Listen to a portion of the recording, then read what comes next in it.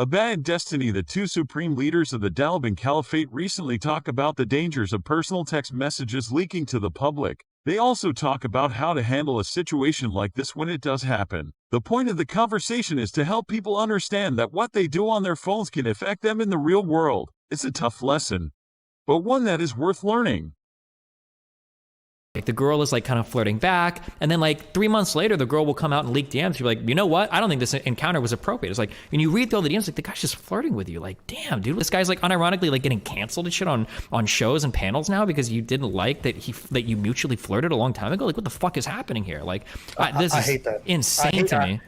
I hate reading people's DMs. I feel like I hate reading because I feel like I'm missing so much context. First off, traditionally when people release DMs, they release portions of it. They rarely release all the logs. And then secondly, you don't have the full context of their interactions in person. What were they like? What are some of these inside jokes that we can't understand? Because like if I read any person's like flirting interactions, generally it's gonna seem very awkward or kind of fucking weird to me because I don't understand how they communicate on a regular basis. The same way, like if I'm with my homies and we're ragging and we're being super foul to each other, people walking in be like, you guys are hyper aggressive. I'm like, no, this is our normal. So I always feel weird when I have to read people's DMs because I'm like, if you read my DMs or if you read a bunch of other people's DMs, it would look fucking strange for as well. Yeah, I don't like how a lot of people will say these things where they're like, a lot of people will say this shit. We're like, oh, like this is ultra cringe. Like, what you like, dude?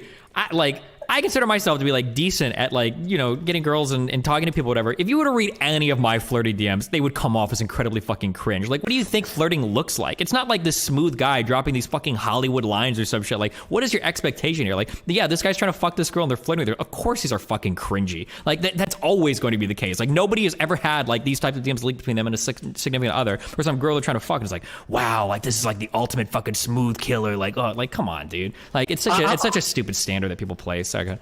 I'm not mad at the There are many concerns when it comes to personal text messages in the public sphere. One concern is that your text messages could be leaked to the public without your knowledge. If this happens, it can have devastating consequences not just for your personal life but for your career as well. Another concern is that the personal information in your text messages could be misused by a third party or used for identity theft purposes. Furthermore, there is a high risk of embarrassment because most text messages contain informal language that may not be appropriate for the workplace or other formal settings. Regardless of the potential consequences, it is not worth taking the risk of having your text messages leaked to the public without your knowledge because there are other ways to communicate with colleagues and loved ones in more private settings such as email or voicemail. The conversation is also meant to help people understand that they should be careful about what they send in text messages. It's easy to send a message without thinking about it, but once it leaves your phone and goes online, it can come back to haunt you.